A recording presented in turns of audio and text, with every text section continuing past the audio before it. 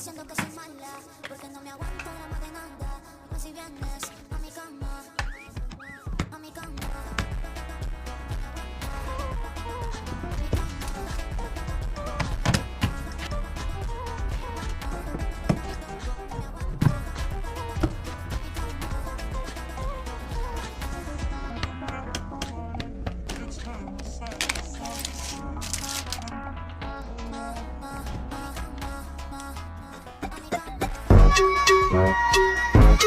Thank you.